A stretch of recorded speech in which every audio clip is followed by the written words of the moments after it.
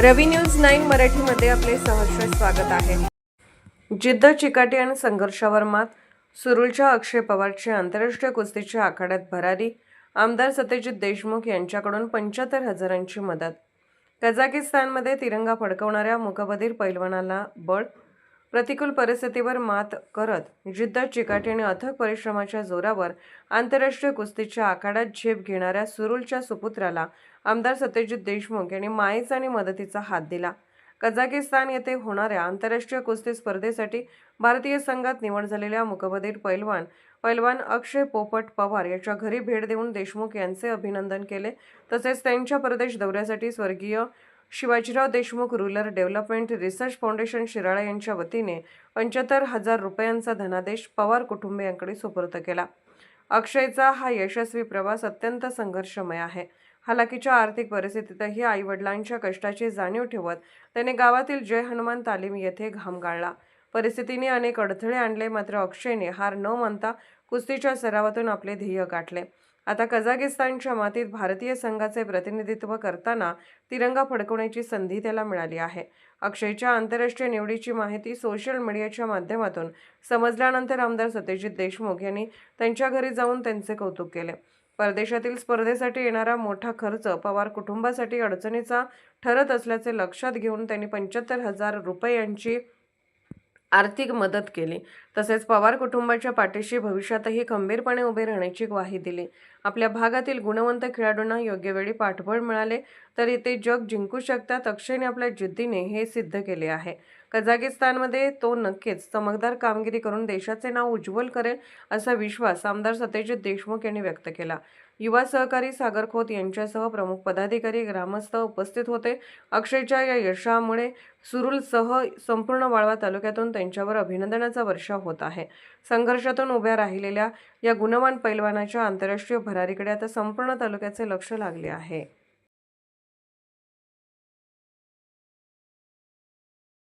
पूर्वक पहिल्यांदा तुमचं मला कौतुक करावंसं वाटतं की असे हे कुठंतरी अडगळीत पडलेले जे हिरे आहेत ते हिरे शोधण्याची मोहीम तुम्ही सातत्यानं करताय आणि असं म्हणतात की कुस्तीला राजाश्रयाची गरज आहे। हे छत्रपती शाहू महाराजांचं नाव का घेतलं जातं मोठ्या अभिमानानं कोल्हापूरमध्ये, तर त्यांनी तिथं वेगवेगळ्या तालमींना सुद्धा प्रोत्साहन दिलं आणि त्या तालमींच्या माध्यमातून खूप मोठ्या पद्धतीनं एक पिळदार शरीरयष्टी पाहिजे आणि सगळा अवघा पश्चिम महाराष्ट्र जो आहे तो तिथं कोल्हापूरला जायचा। आज मला अभिमानानं सांगावं असं वाटतं की हिंद केसरी गणपतराव आंधळकर आमच्या भागातलेच आहे। मारुती माने की ज्या मारुती मानेंच्याकडे बघितल्यानंतर आपल्याला बलदंडता काय असते एका शरीराची ती आपल्याला अनुभवायला मिळते। ती आपल्या सांगली जिल्ह्याची कितीतरी म्हणजे माझे वडील बंडा पाटील रेटरेकर आमच्या शेजारचे शिवधडी शेजारचे रेटरे वारणा गावचे आहेत। ते तिथले म्हणजे प्रचंड मोठ्या पद्धतीनं ही जी मल्लविद्येची जी परंपरा आहे ती आपल्या ह्या पश्चिम महाराष्ट्रामध्ये कोल्हापूरनं जोपासलेली आहे राजाश्रयाच्या जोरावरती।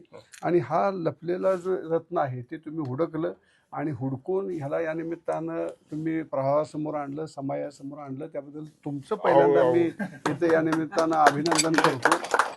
आणि दुसरं सगळ्यात महत्त्वाचं म्हणजे मगाशी माझ्या वडिलांचा कैलासवासी शिवाजीराव देशमुख साहेबांचा आपण उल्लेख केला। माझे वडील हे जरी जन्म त्यांचा कोकरूडला झाला असेल तर त्यांचं लालन पालन, पोषण, संगोपन, शिक्षण, संस्कार हे सगळे कोल्हापूरचे झाले। म्हणजे त्यांनी मला कायम सांगितलेलं आहे की कशा पद्धतीनं मोहम्मद हनीफ हे करायचं। चनगी रामांच्या बाबतीत त्यांनी मला सांगितलेलं आहे। मुत्याळ नावाचे एक पैलवान, मुत्याळ नावाचे चंबा मुत्याळांच्यापर्यंत त्यांनी मला सांगितलं होतं। म्हणजे मला कायम सांगायचे की सतीश ही मल्लविद्या जी आहे ही मल्लविद्या ग्रामीण भागाचा आपला बाज आहे आणि टिकायला पाहिजे। आणि त्यांनी त्यांच्या हयातीमध्ये तुम्ही कोकरूडमध्ये या, खासबाग म्हणजे त्यांचा आत्मा होता आणि खासबाग सारखाच म्हणले मला मिनी खासबाग कोकरूडला करायचा आहे आणि तो त्यांनी केला। तुम्ही आमच्याकडे कोकरूडला या, कोकरूडला तुम्ही बघा, ही अनेक सुरूलमधली अनेक मुलं तिथे कोकरूडला कुस्ती खेळायला सुद्धा आलेली असतील।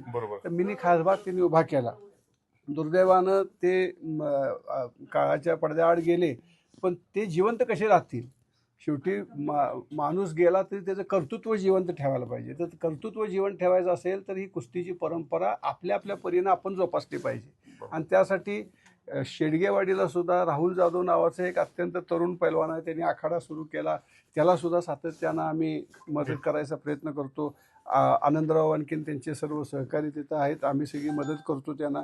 कोकरूडमध्ये सुद्धा एक नव्हे तर 2 कुस्ती मॅट मी कोकरूडच्या आमच्या असणाऱ्या तरुणांना दिलेल्या आहेत. आणि जिथं जिथं प्रायोगिक तत्वावरती मॅचच्या कुस्त्या होतात तिथे तिथं कोकरूडमध्ये येतात मुलं आणि म्हणतात की आम्हाला मॅट द्या, आम्ही त्यांना मॅट देतो. कारण का प्रायोगिक तत्वावरती आता खडाखडीची कुस्ती हळूहळू आपल्या जत्रेपुरती मर्यादित झाली. म्हणजे तुम्हाला कवायत करायसाठी ती चांगलं, पण खऱ्या दम काढायचा असेल तर तुम्हाला मॅटवरती बूट घालूनच खेळायला पाहिजे. आणि जर तुम्हाला जर ग्रेको रोमनमध्ये तुर्कमेनिस्तानच्या किंवा इराणच्या किंवा बाकीच्या असणाऱ्या मल्लांच्या विरोधात लढायचं असेल तर तुम्ही मॅटवरती सराव करायला पाहिजे. त्यासाठी मॅटचा सुद्धा आम्ही खूप चांगल्या पद्धतीनं प्रयत्न करून 2 मॅट आणलेल्या आहेत. आणि अशाच पद्धतीनं ह्या असणाऱ्या तरुणाला सुद्धा माझी इच्छा आहे, नरसिंग यादवचं दुर्दैवानं आपलं यस हो दादा सागरदारे नरसिंग यादवचं असंच एक आमचं सुवर्णपदक काही कारणानं आपल्याला गमवायला लागलं. महाराष्ट्राचं भूषण नरसिंग यादव होते आणि अनेक चंद्रहार पाटील असतील किंवा वेगवेगळे अनेक असे नामवंत मल्ल आहेत, सिकंदर शेख आहेत ते आपल्याकडचे आहेत. या सगळ्या मंडळींच्या मार्फत ही जी कुस्ती आहे त्याला एक वेगळ्या पद्धतीचं रूप किंवा सन्मान मिळवण्यासाठी आपल्या असणाऱ्या सर्व सहकार्यांनी प्रयत्न केलेला आहे. मी सनगर साहेब तुम्हाला या निमित्तानं ह्या तरुणाला सहकार्य करण्यासाठी तुम्ही आवाहन केलं त्याबद्दल तुमचं सुद्धा मी ऋण निर्देश करतो. आणि मी गॅरंटीनं तुम्हाला सांगतो, सुरुल गाव हे कुस्ती शौकीनांचं मनमुराद सन्मान करणारे गाव आहे. बरोबर. मला खात्री आहे आमची ही तुटपुंजी मदत पडेल एवढी मदत हे गाव त्याला करेल.